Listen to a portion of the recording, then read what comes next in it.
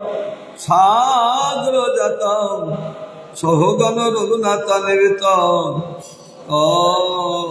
সজীব সাদ্বৈতং সাবধূতং পরিজন সহিতং কৃষ্ণ চৈতন্য দেবং শ্রী রাধা কৃষ্ণ পাদান সহগণ ললিতা শ্রী বিশাখা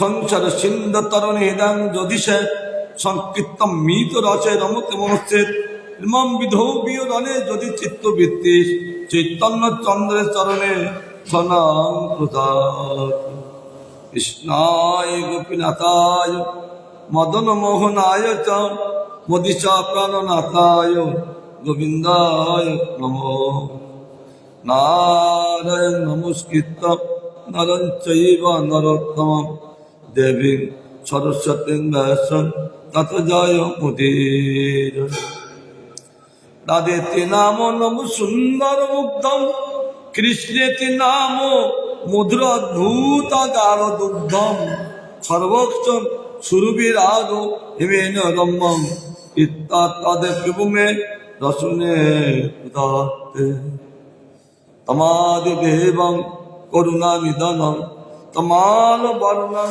সহিত অবতরম অপার সংসার সমুদ্র সেতু ভজাময়ে ভাগবত স্বরূপ।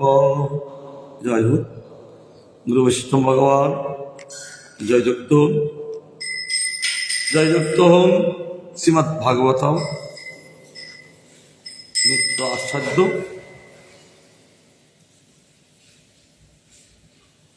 হরে গোবিন্দ গোবিন্দ হরে মুরারি, গোবিন্দ গোবিন্দ মুকুন্দ কৃষ্ণ, গোবিন্দ গোবিন্দ রতাঙ্গপাল, গোবিন্দ গোবিন্দ নমো নমস্তে।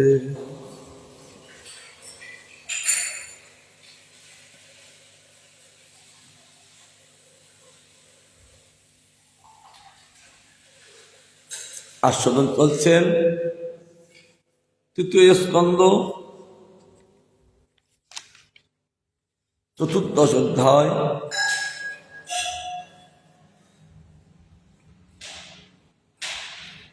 দক্ষ কন্যাগণ কি বিবাহ দেবেন,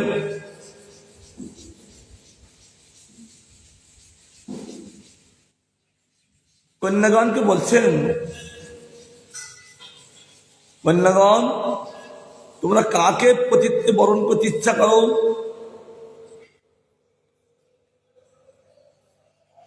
এই পিতা তা মনোমাঞ্চিত সেই স্বামীর সঙ্গে তাকে বিবাহ দেবে। আমি যদি আমার মতন দেই তাহলে কি হবে? মনোমালিন্য হবে। তাদের পিতা দক্ষ কন্যাগণকে জিজ্ঞাসা করেছেন, এইরূপ পৃথক পৃথক ভাবে আমাদেরকে জিজ্ঞাসা করিয়াছিলেন। এই কথাটা কষ্ট ঋষি কি বলছেন, দিতি সব দত্তাত্ম জানান্ন ভাবং সন্তান ভাবন ত্রিদশা দদত্তাসাং দাস্তে শিলা মনুব্রতা। সন্তান বৎসল পিতা কন্যাগণের অভিলাষ জানিতে পারিয়া ত্রিদর্জনকে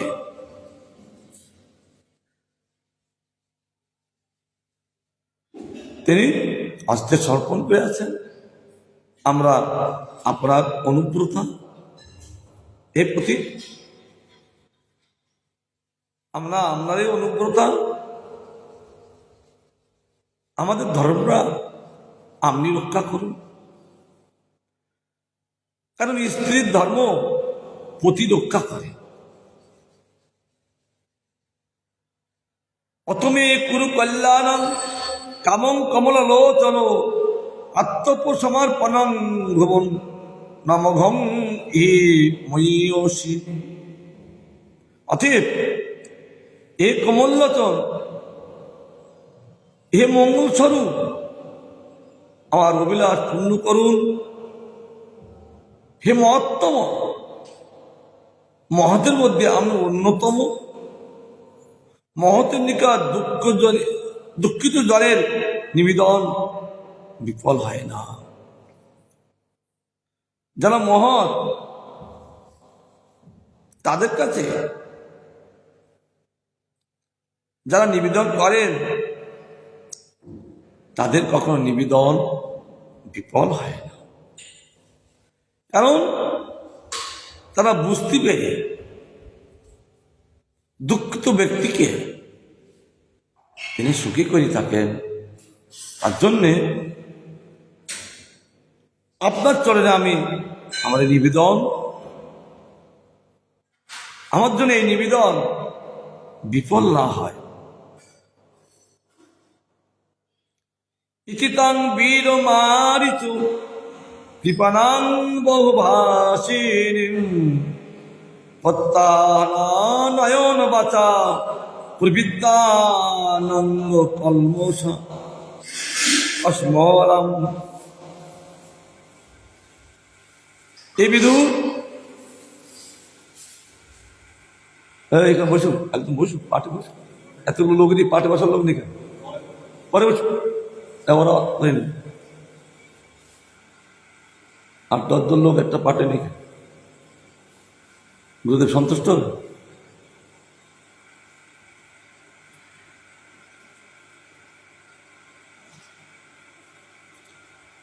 এ বিদুর, মরিচের তলায় কশ্যপ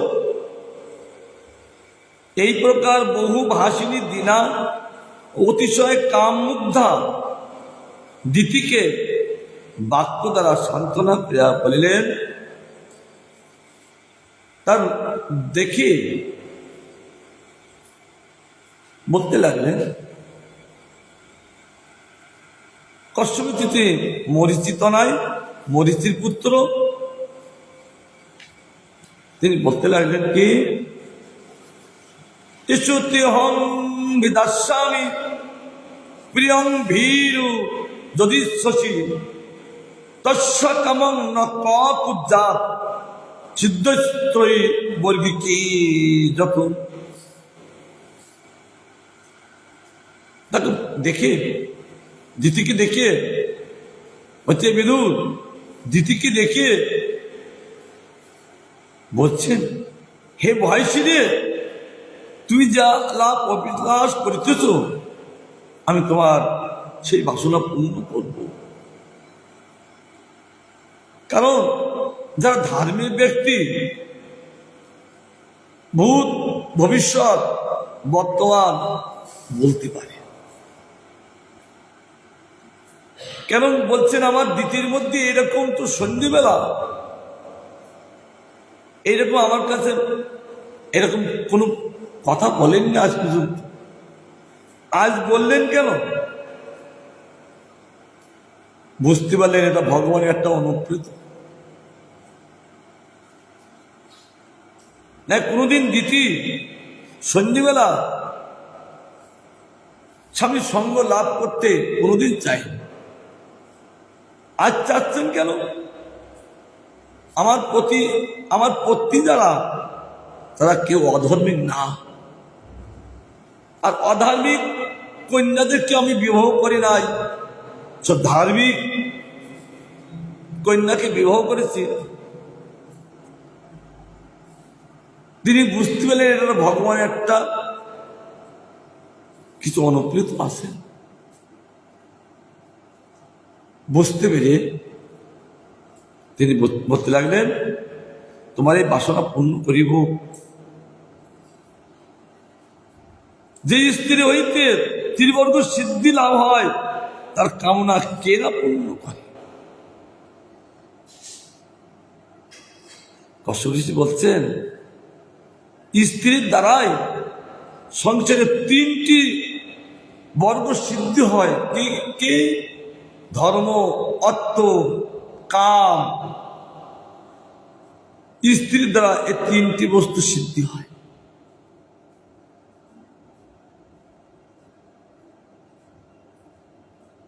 এই তিনটি বস্তু যার দ্বারা সিদ্ধি হয়, হ্যাঁ গোবিন্দ,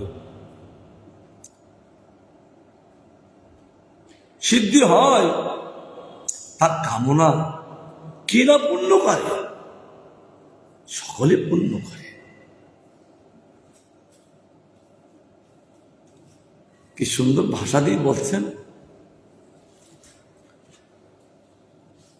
স্ত্রীর দ্বারা তিনটি ধর্ম তো কাম মোক্ষ, তাদের সিদ্ধি লাভ হয়ে যায়। স্ত্রী, এই স্ত্রীগুলো কি স্ত্রী? স্ত্রীর মধ্যে চারটি ভাগ আছে: পদ্মিনী, চিন্তনী, হস্তনী, শঙ্করী। যারা পদ্মিনী, যারা চিন্তনী, সেই সব কন্যাগুলো যে গৃহে যাবে তাদের সংসার আপে চলে, দিন দিন সংসারের উন্নতি হতে থাকে। সে নারী হল পতিপ্রাণা, তার পতিকে ভগবান বলে জানেন। এটা তো বাস্তব কথা। নারায়ণ বলেছেন নারদকে ব্রহ্মবর্তী পুরাণে, নারদ এই নারীদের ধর্মটা কে রক্ষা করে? আমি প্রতিরূপে নারীর ধর্মটাকে রক্ষা করি, আমি প্রতিরূপে। এই পদ্মিনী আর চিন্তনী যে নারী, তারা তার পতিকে ভগবান বলে তাকে পূজা করে। তাদের অন্তরে কোনো দুষ্ট ভাব নাই। এখানে যা দিচ্ছেন, এইসব নারীদের দ্বারা ধর্মের অভাব হয় না, অর্থের অভাব হয় না, কামের অভাব হয় না। কাম মানে বাসনা, যখন যারা ইচ্ছা করেন সেটা পূর্ণ হয়। এই তিনটে পূর্ণ করতে পারেন এইসব নারী। এই জন্যই বলছি দিতি তিনি ওষুধ মাতা হলে কি ধার্মিক, আর ধার্মিক না হলে কষ্ট স্ত্রী হতে পারেন না। তার কামনা কে না পূর্ণ করেন? অর্থাৎ আমি নিজেই তোমার কামনা পূর্ণ করব। সর্বাচ্ছ মানি পাদায় ছাত্র মেন কলত্রবান বাসনার নব মত্তিতি জলসায় নিরি বান।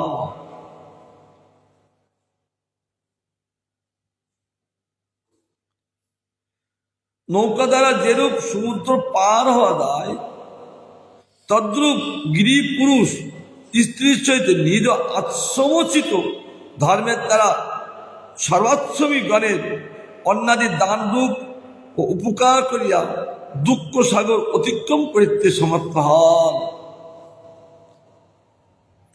কশ্যপ ঋষির কি দৃষ্টান্ত! তিনি কখনো আবল তাবল কথা বলেন না, যেহেতু ভগবত ধ্যানে থাকেন। যারা ভগবত ধ্যানে থাকেন তারা কেউ আবল আর তাবল কথা বলেন না। কেন? যারা ধর্মপ্রাণ তারা ধর্ম কথা বলে, যারা অধর্মপ্রাণ তারা অধর্মের কথা বলে। বলছেন এ দিতি, নৌকো দ্বারা যেরূপ সমুদ্র পার হওয়া যায় তদ্রূপ সেই রকম গিরি পুরুষ। গিরি কাকে বলে? গৃহী কাকে বলে? স্ত্রীকে গৃহী বলে। যখন বিবাহ করেন তাকে গৃহস্থ বলে, যতক্ষণ তিনি বিবাহ করেন না তাকে গৃহস্থ বলা যায়। ওই গৃহে ওই স্ত্রী থাকেন বলে তার নাম স্ত্রী থাকে বললে নাম হলো গৃহস্থ। তাই বলছেন গৃহপুরুষ অর্থাৎ স্বামী স্ত্রী বলছেন স্ত্রীর সহিত নিজ আত্মোচিত ধর্মের দ্বারা সর্বাচ্ছমী গণের অন্যাদি দান রূপ উপকার করিয়া তারা দুঃখ সাগর অতিক্রম করতে সমর্থ হন। যারা দুঃখী দীন, যারা অপরের অনুগত আছেন, যারা দুঃখের সাগরে অবস্থান করছেন, তাদের কি করতে হয়? ও অন্যাদি দান করতে হয়। আর এই উপকার দ্বারা কি হন? দুঃখ একটা সাগর, যার যখন দুঃখ হয় সাগরও পরিণত থাকতেন, এর অতিক্রম করিতে সমর্থন।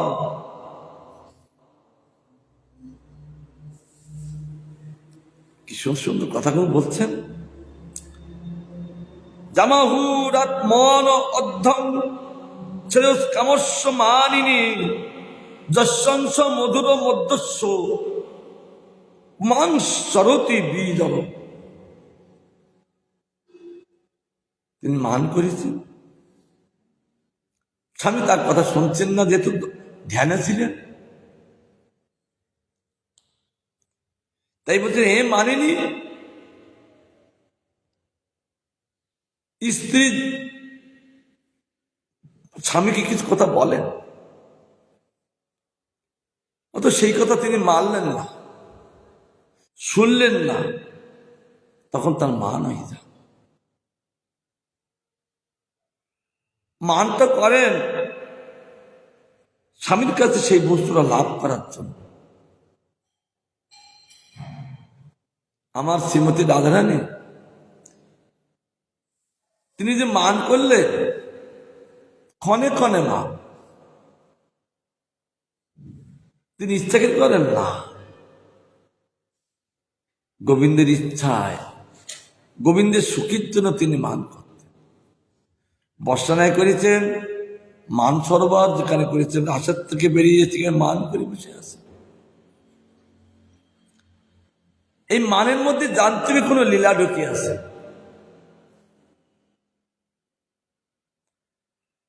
এখানে কি বোঝেন? এ কথা আমার শ্রীমতী রাধারানী বোঝেন, বুঝি তিনি জানেন এর মধ্যে কত লীলা ঢুকে আছে। সেই লীলাটা কি? যে গোবিন্দ আমার চিন্তা করতে করতে যে গৌরবর্ণ হয়ে যান, আবার রাধারানীর মান যখন না ভাগলেন, গোবিন্দ আবার তিনি কাঁদতে কাঁদতে ইবলি তলায় বসে রাধার ভাবে ভাবিত কান্তি লাগলেন। এখন রাধারানী হলেন কৃষ্ণবর্ণ আর গোবিন্দ হলেন রাধা বর্ণ। এ কি অপূর্ব লীলা! ইবলি তলায় সে লীলাটা দেখালেন। তার জন্য শ্রীমতী রাধারানী তিনি বুঝতে পারেন, বুঝতে পেরে সেই কাজ করেন, ওটাও গোবিন্দের সুখের জন্য। এখানে বলছেন এ মানেনি তুমি যে মান করেছ, গোবিন্দের একটা ইচ্ছা, ধার্মিক পত্নীর অন্তরের ভাগগুলো যিনি জানেন তিনি পতি। পত্নীর অন্তরে যেসব ভাবগুলো অন্তরে প্রকাশ হন, সেইগুলো যিনি জানেন তিনি পতি। আর এই পতি না হলে ওই স্ত্রীর গতি নাই। স্ত্রীকে গতি করাবেন পতি, অন্য কেউ করতে পারেন না। তিনি বুঝতে পারলেন, তিনি বলছেন, হে মানিনি, যজ্ঞাদি কর্মে স্ত্রী পুরুষের সমাধানই কার হেতু, যাকে শিরস্কাম ব্যক্তির অর্ধাঙ্গ বলা যায় তাকে, এবং যার প্রতি নিজ দৃষ্টাদৃষ্ট কর্মের ভার বিন্যস্ত করিয়া পুরুষ নিশ্চিন্ত হইয়া বিচারণ করতে পারে। কষ্ট দিচ্ছে ভাষাটা কি, যে যজ্ঞাদি কর্মে স্ত্রী পুরুষের যে সমাধান অধিকার হেতু, এই যজ্ঞাদির দ্বারা যাদের হচ্ছে সমাধান ছিল ব্যক্তির কাম অর্ধাঙ্গ বলে, আর তাকে বলেন স্ত্রী। এরকম যদি স্ত্রী দ্বার গিরিয়ে থাকেন, সে নিশ্চিন্ত ভাবে বিচারণ করতে পারে, সেই স্ত্রীর দ্বারা কোনো ভয় থাকে না। কারণ ধর্মপত্নী এহেন স্ত্রী স্বামী কল্যাণ হয়, যেমন স্বামী স্ত্রীকে কল্যাণ বিধান করেন, আবার স্ত্রীও স্বামীর কল্যাণ বিধান করে। কারণ এইসব স্ত্রীগুলো ভগবানের কাছে বলেন যে আমার স্বামীকে সুখী রাখুন, তাহলে আমরা একসঙ্গে দুইজনে আমরা ভজন করব। তাদের ব্রত সংকল্প করেন, তার জন্য বলছেন এহেন স্ত্রীদের দ্বারা স্বামীরও মঙ্গল হয়। স্বামী তখন নির্ভয়ে নিশ্চিন্ত, কোনো চিন্তা নাই, তিনি বিচারণ করতে থাকেন সংসার কিভাবে চলবে কি না চলবে, তাদের বাহ্য কোনো ধ্যান নাই। কারণ ওই সংসারের ভার ওই স্ত্রীর ভার পড়ে যান, সে দেখাশোনার দায়িত্ব পড়ে যান, তাহলে নিশ্চিন্তে তিনি বিচারণ করতে থাকেন, কোনো ভয় নাই।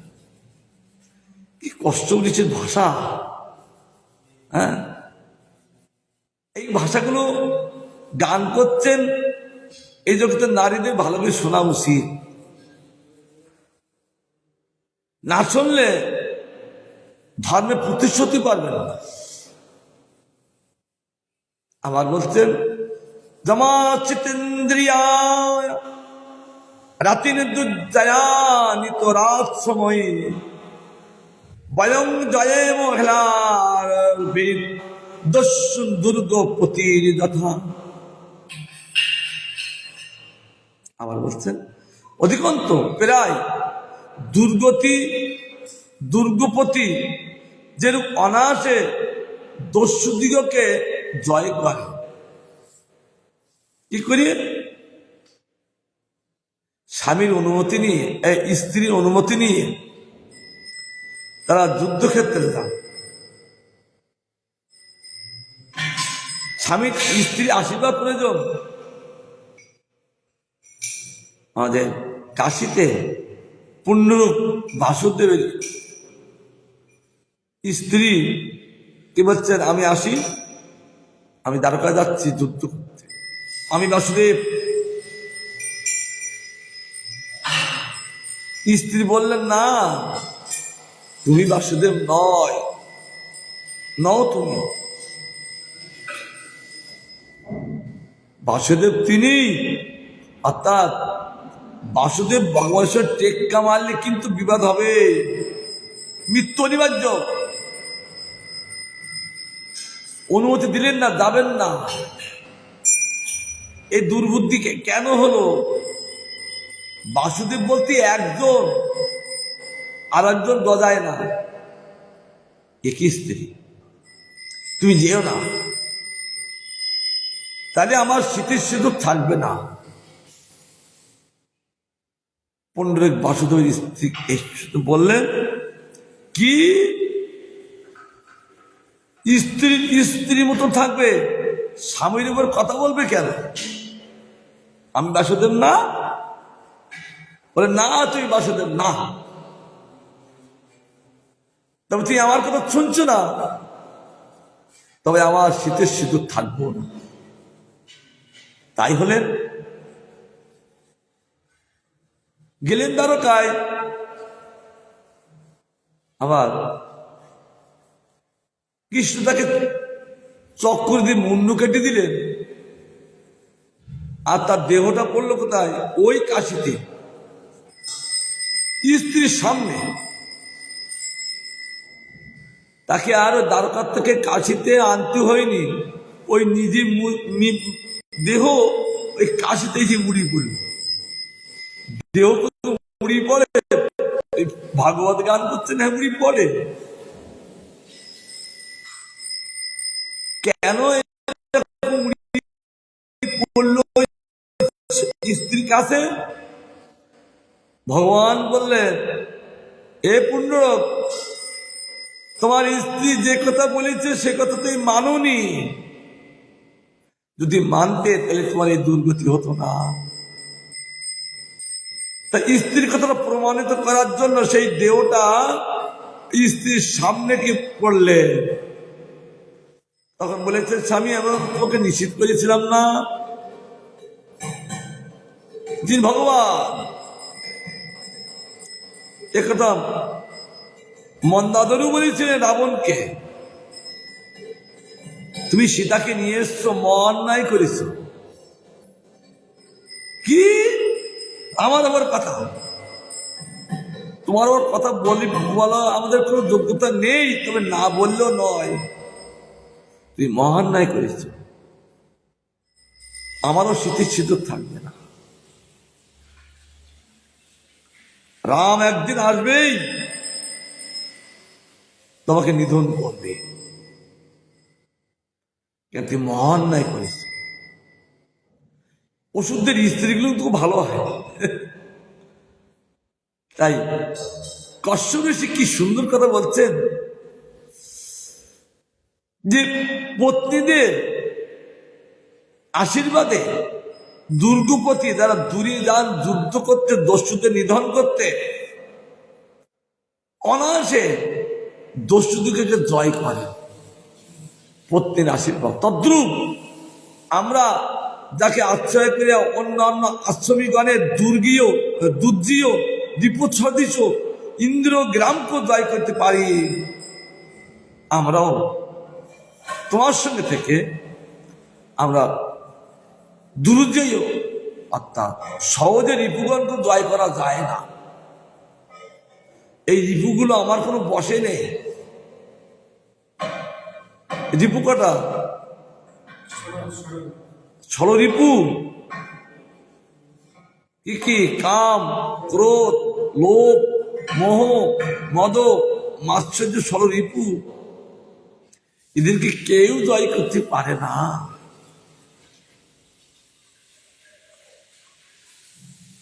কে পারে?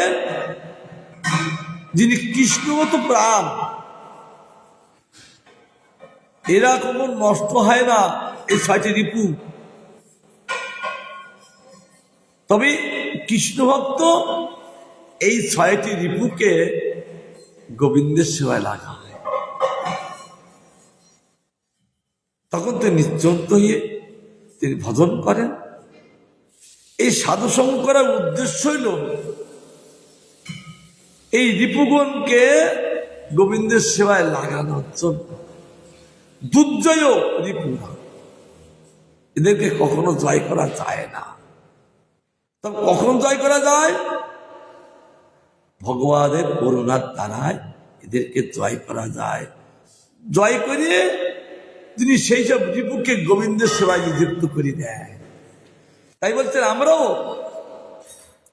স্বামী স্ত্রী মিলিয়ে গোবিন্দের সেবার দ্বারা ইন্দ্রগ্রামকে জয় করতে পারি। এ হল প্রকৃত গিরিও। গিরি যারা থাকেন তাদের ইন্দ্র কি জয় হন?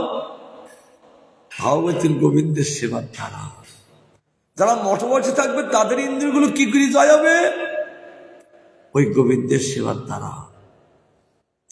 যারা বানপ্রস্থ, তারা জঙ্গলে ভজ করছেন, তাদের ইন্দ্রিয়গুলো কি করে জয় হবে? ওই গোবিন্দের সেবার দ্বারা। তাই কষ্ট বেশি বলছেন এই ভগবত ধর্মের দ্বারা স্বামী স্ত্রী মিলিত হয়ে সেই ধর্মকে আচ্ছাই করে দুর্জয় রিপুসদস্যকে ইন্দ্র জ্ঞান করতে জয় করতে পারে। আর তার স্ত্রীকে তত্ত্বে প্রতিষ্ঠিত করছে কে? কশ্যপ ঋষি। তার স্ত্রীকে তত্ত্বে প্রতিষ্ঠিত না, সে তো বটে, তত্ত্বে প্রতিষ্ঠিত না হলে কশ্যপের স্ত্রী হবে না। তথাপি জগৎ শিক্ষার জন্য কশ্যপ ঋষি এত সুন্দর করে তিনি কথা বলছেন।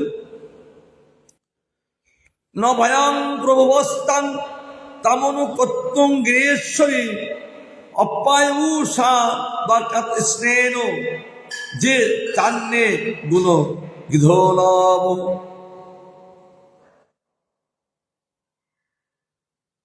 আবার একটা ভাষা দিচ্ছেন, এক এক সময় একটা ভাষা দিচ্ছেন স্ত্রীকে।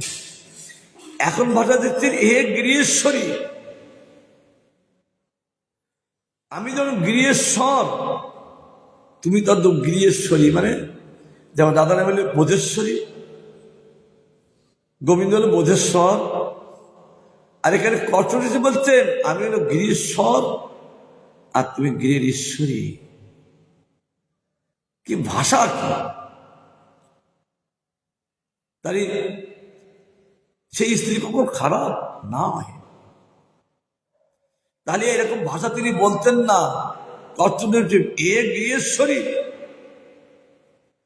আমি সমস্ত আয়ু দ্বারা অথবা জন্মান্তরেও পুত্র উপকার করিয়া তোমার সদস্য হইতে পারিব না। অপার গুণপ্রিয় ব্যক্তিগণ সমর্থ হইবেন না, কারণ তুমি গৃহেশ্বরী। তোমার দ্বারাই এই সংসারে উন্নতি হয়। আমি জগতে বেঁচে থেকে যত আমার আয়ু আছে এ তো গেল জন্মান্তর, মৃত্যু হলো, আমি এই তোমার পুত্র উপকার আমি করিতে সমর্থ হইব না। যেহেতু তুই প্রকৃত পত্নী আমার, অপার গুণপ্রিয় ব্যক্তিগণ সমর্থ হইবেন না। অপার যদি গুণপ্রিয় থাকেন তারাও সমর্থ হইবে না। স্ত্রীকে সুন্দর করে তিনি সান্ত্বনা দিচ্ছেন। স্ত্রী রেগে যান, স্বামী তাকে ভাষা দিয়ে সান্ত্বনা করেন, তাকে ধর্মের প্রতিষ্ঠাতা করছে। কারণ সন্ধ্যেবেলায় কখনো সঙ্গ করতে নাই, সন্ধ্যেবেলা তিনি সঙ্গ করবেন না বলে এত সুন্দর কথা বলে তাকে সান্ত্বনা দিয়ে তত্ত্বে প্রতিষ্ঠিত করছে। কিন্তু তিনি তো সান্ত্বনা ছিলেন, এখন তিনি এরকম অশান্ত হলেন কেন? পরেই বলবেন যে ভগবত ইচ্ছা জেনে ওই সন্ধ্যেবেলা তার সঙ্গ করেছিলেন। এখন বলছেন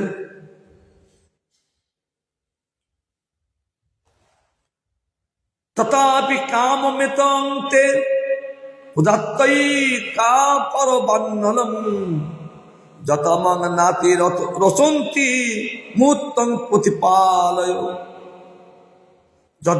যদ্যপি আমি তোমার সদস্য হইতে অসমর্থ, তথাপি আমি পুত্রোৎপত্তির নিমিত্ত তোমার অভিলাষ পূর্ণ করিতে সমর্থ। কিন্তু লোকে যাহাতে আমার নিন্দা না করে তার জন্য ক্ষণকাল অপেক্ষা করো।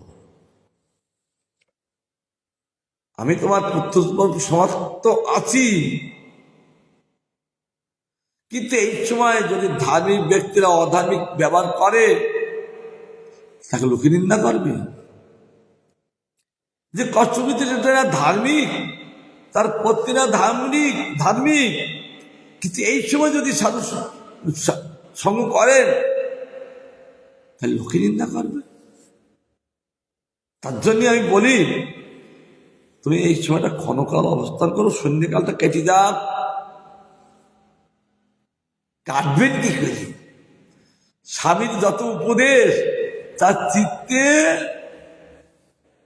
স্থান পাচ্ছে না। তিনি এত সুন্দর করে শাস্ত্র জ্ঞান দিয়ে তুলি তুলি তাকে প্রশংসা করি বলছেন, কিন্তু কোনোটাই সে দ্বিতীয় চিত্তে স্থান পাচ্ছেন না। কারণ চিত্তে এই স্বামীর বাক্যটা স্থান দেবেন ভগবানের ইচ্ছায়, কিন্তু এখানে চিত্তে স্থান পাওয়ার, শান্তনা স্থান পাওয়ার কোন ধৈর্য দিচ্ছেন না কে? ভগবান। কারণ তাদের লীলাও চলবে তো, তাদেরকে কাদের দ্বারাই তিনি এই জগতে প্রকাশ করবেন? ভগবান নারায়ণ চিন্তা করলেন এই কশ্যপের স্ত্রী দিতির দ্বারাই এদেরকে আমি জন্ম দেব। ভগবান যখন এরকম বলছেন, তাহলে দিতির ওই সান্ত্বনা কাজ করবে কি করি? কারণ দিতিকে তো ভগবান চালিত করছে। কারণ ওই দুটো জয় বিজয়কে আসরিক করতে হবে। তাহলে আসরিক করতে গেলে আসরিক জায়গা তাকে জন্ম দিতে হবে।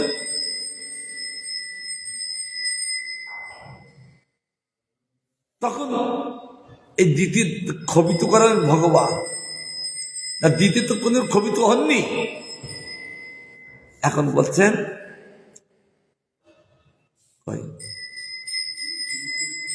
লোকে নিন্দা করবে, এখন তুই ক্ষণকাল অপেক্ষা কর, অর্থাৎ এই কালটা কেটে যাক। কারণ এই সন্ধ্যা কালটা শিবের চরেরা ডিউটি দেয় প্রতিদিন। এই সন্ধ্যা 6টার থেকে 3:36 আগে পর্যন্ত এই শিবের চরেরা ডিউটি দেয়।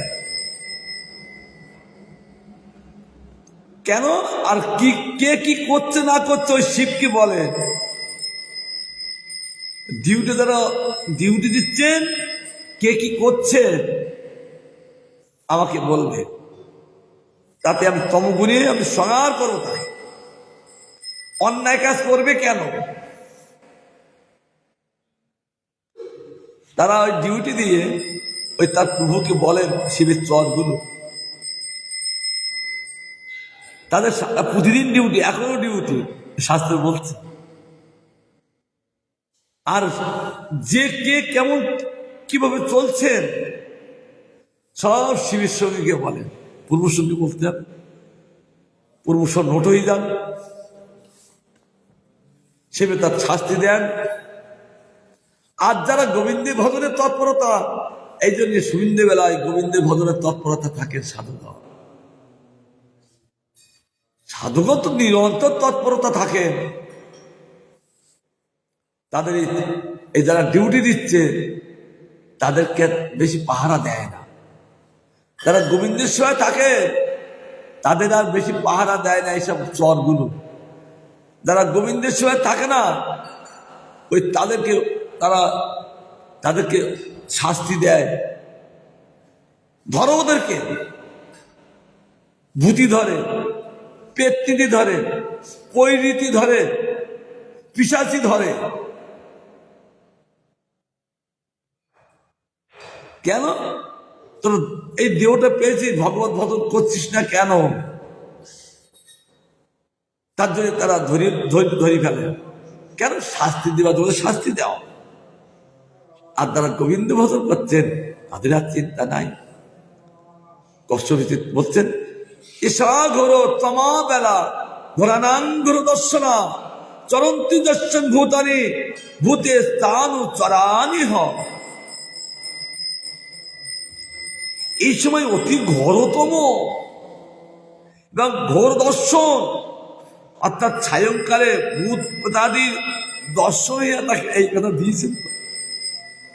এই সায়ংকালে ঘোর অন্ধকারে ভূত প্রেত থাকে, এখানে ভূত প্রেতাদের দর্শনে থাকে। অর্থাৎ এখন যে আমরা কার্য করবো, ওরা তো ভূত প্রেত আসবে। কারণ এই সময় যদি আমরা সঙ্গ করি, তাহলে সন্তান হবে কিন্তু ওই রকম ভূত প্রেত সন্তান। কি বিধান দিচ্ছে, তাদের ভূত প্রেত সন্তান হবে, তাদের ভূতি পাবে, হি করে হাসতে থাকবে, খিলখিল খিল নাচতে থাকবে, গাছে উঠতে থাকবে, হ্যাঁ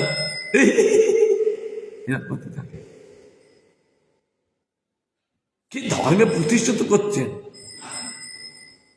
এখন ভূতপতি ইন্দ্রের অনুসর্গণ ইতিশ্রুত বিচারণ করিতেছে, এখানে দিয়েছে কথা। অষ্টমী তিনি ধার্মিক তো বলে ভূতপতিকে, ভূতদের পতিকে ইন্দ্র এরা রুদ্র, তিনি ভূতদের পতি, তার অনুসর্গণ ইতস্থিতি এদিক কি করছে, ঘোরাফেরা করছে, হ্যাঁ দেখছেন সাধু কি করছেন, ও কি করছেন, সনস কি করছে, সব দেখছেন না, হরিভজন করছে তো তখন কিছু বলবে। তদ্রূপ বলছেন দিতি, এই সময় ভূতুপতি আর তার উত্তরের অনুসর্গ এইগুলো বিচারণ করছেন, সব ডিউটি দিচ্ছেন, তাকে কে কে ধর্মে প্রতিষ্ঠিত করতে হয়। এখন এই সময় না, আমি তোমার মনোবার্তা পূর্ণ করবো, এই কালটা কেটে যাক।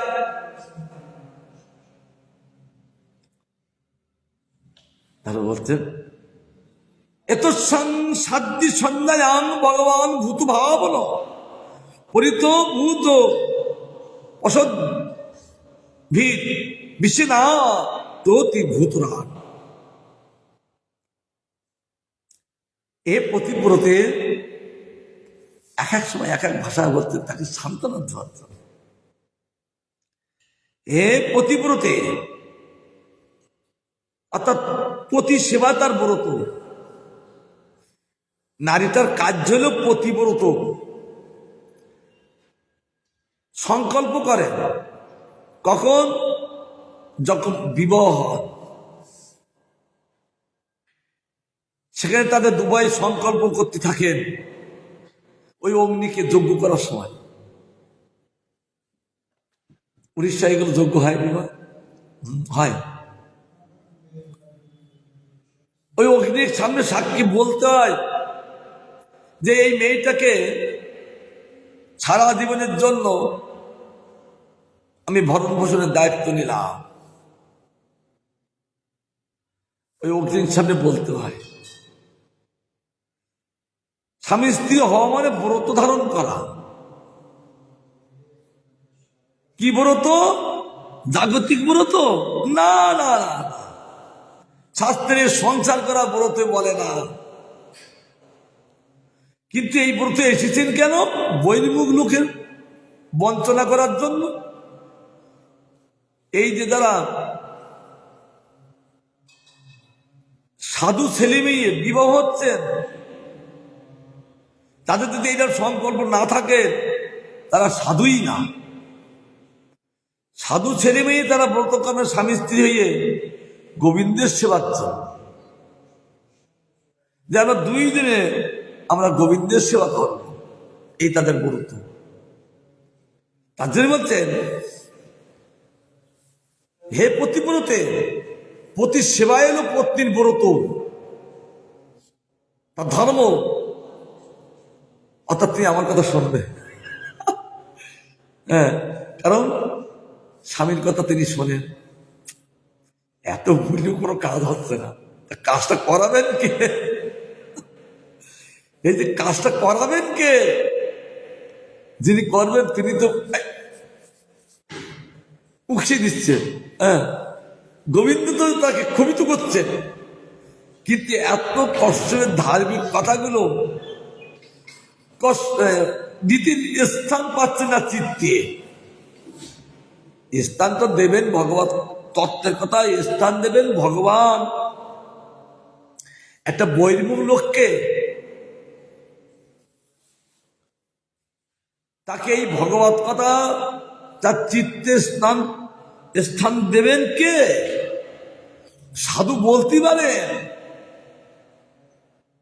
কিন্তু ভগবান তার চিত্তে যদি স্থান না দেন সাধুর কথা কাজ করে না। দেখুন, অনেকে তো হরিকথা শুনছেন, হ্যাঁ, অনেকে তো হরিকথা শোনেন, এখানে বসেছেন, কিন্তু এই কথাগুলো ধারণ করার স্থানটা কে দেবে? ভগবান। এই জন্য এই স্থানটা কিন্তু আমি নিজে নিজে শুনে স্থান নিতে পারি না। আমরা কিন্তু হরিকথা শুনতে বসেছি, কিন্তু এই স্থান দেয় না বলে ঘুমিয়ে পড়ে। আর যখনই ভগবত কথা শোনার স্থান ভগবান দেন, তখন পাটি বুঝার ঘুম হবে না, তখন তার মধুর মধুর লাগে। কি বাস্তব কথা বলতে কষ্ট। বলছেন যে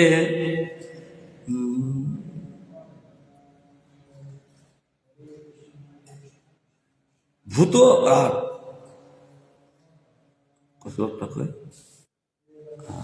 এই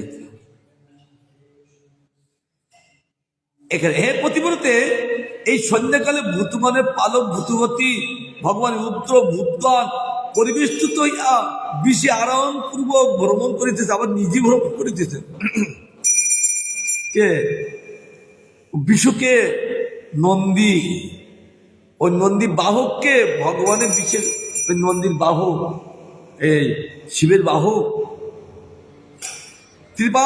ত্রিপুরাসুর জয়কালে সেখানে ভগবান তার বাহক হলেন, অস্ত্র দিয়েছিলেন।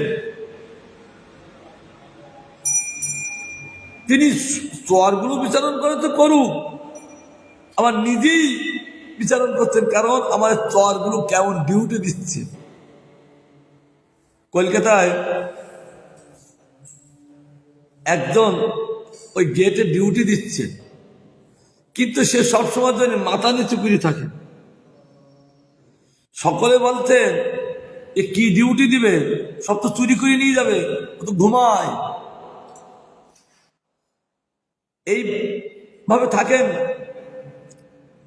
কিন্তু চোর যখন আসেন তিনি ওই মাথা নিচু করে বলছে, কে? চোর পালিয়েছিল, অথচ ঘুমায় না। একদিন মালিক ভদ্রত্বেতে তিনি কি ঘুমান না কি সিংহ ডিউটি দেন, মালিক পরীক্ষা করতে এসছে। মালিক পরীক্ষা করতে এসছেন, উনি কিন্তু মাথায় এরকম নিচু করে আছে, কাউকে কিন্তু দেখছেন না, কিন্তু ওই যে ভিতরে ঢোকার চলার শব্দটা, পায়ের শব্দটা বুঝতে পারে। ই কেমন ডিউটি নেন, কত লোকটা ডিউটি করে, কিন্তু ওই মাথা নিচু করে যাচ্ছেন, কিন্তু কে কি যাচ্ছেন না যাচ্ছেন তার শব্দ দিলে তিনি বুঝতে পারেন। মালিক তিনি ঢুকতে যাচ্ছেন, আর তিনি বলছেন কে, এরকম ভাবে তারা বুঝতে পারে।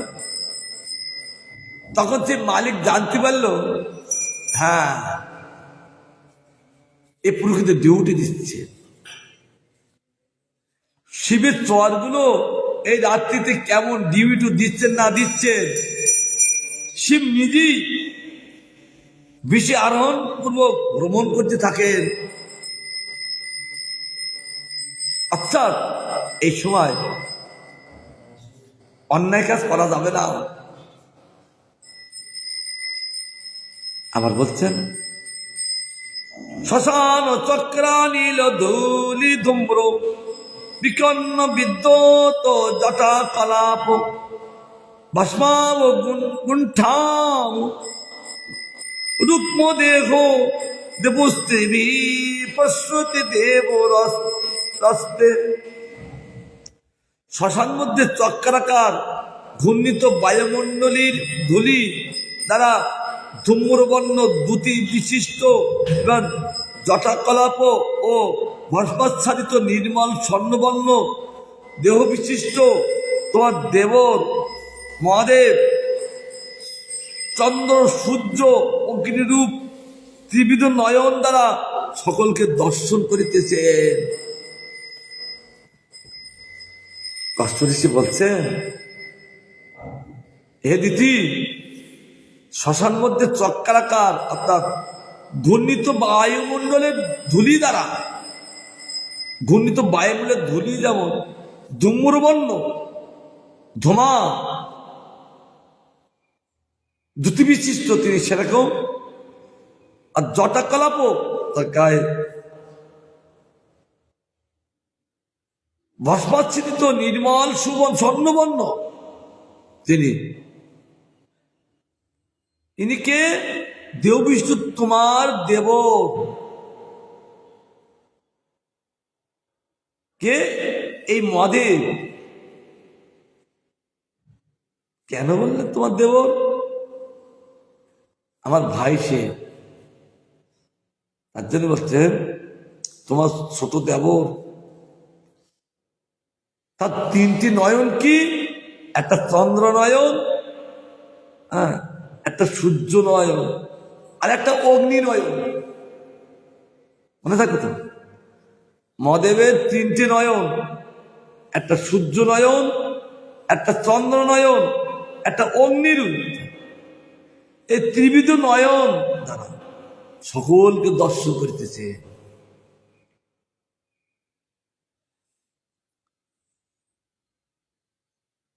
চন্দ্র নয়ন দিয়ে রাত্রিকে দেখছে, সূর্য নয়ন দিকে দিনকে দেখছে, দিনের বেলা দেখছে, এবং অগ্নি নয়ন রূপ নয়ন দিয়ে আরো বিশেষভাবে তিনি দেখতে লাগলেন। অর্থাৎ এই সময় কোনো অধর্ম কাজ করা যাবে না, সান্ত্বনা দিয়ে যাচ্ছেন দিতিকে। কিন্তু কশ্যপের সান্ত্বনা তার স্ত্রীর চিত্তে স্থান পাচ্ছে না, যেহেতু ভগবানের অনুপ্রেরিত এই বস্তু। তারপর বলছেন এই ছোট্ট গান, নদস্য লোকে স্বজন পরবা নাত্তা দিত নত কচিত বিগদ্ধ বয়ঙ্গতৈ চজ্জ চরণাবু সিদ্ধা বিদ্যা মাসাস মহে জহংব্রত ভুক্ত ভোগাং।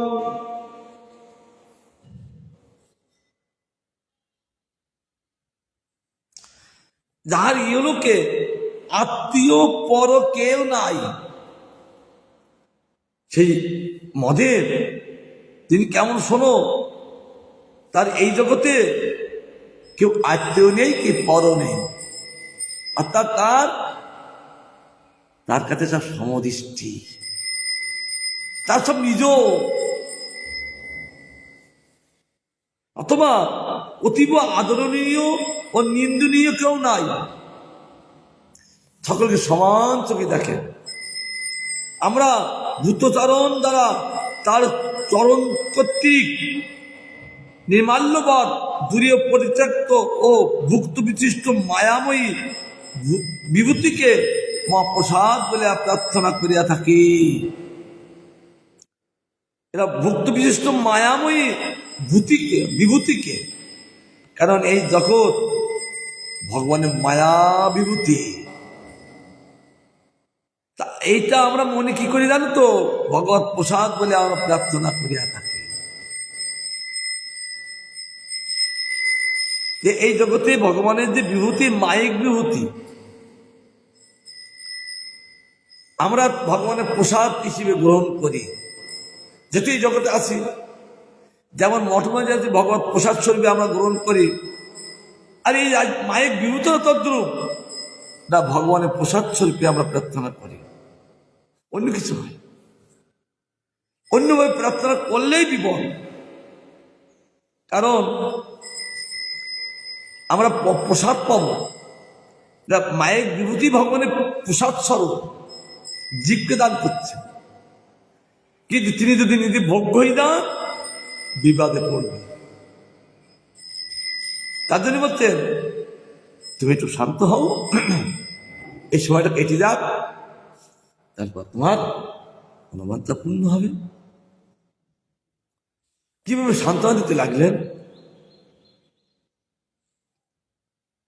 কারণ সেই ভগবানের কেউ পর নেই, আত্মীয়তি সম, আবার কেউ আদরণীয় নেই, কেউ নিন্দনীয় নেই। কাকে নিন্দা করে? সমদৃষ্টিতে দেখতে থাকে। তাহলে আমরা কি করব? আমরা ভুক্ত বিশিষ্ট মানে গ্রহণ করব কি? আমরা মায়াময় বিভূতিকে আমরা প্রসাদ স্বরূপে আমরা এটা গ্রহণ করব, তাছাড়া আমরা আর অন্য কিছু গ্রহণ করব না। এই পর্যন্ত সান্ত্বনা চলছে, আবার এখনো সান্ত্বনা আছেন। আমরা কালকে আবার আস্বাদন করব, তিনি প্রসন্ন হন। কৃষ্ণায় বাসুদেবায় হরয়ে পরমাত্মনে প্রণত ক্লেশ নাশায় গোবিন্দায় নমো নমঃ।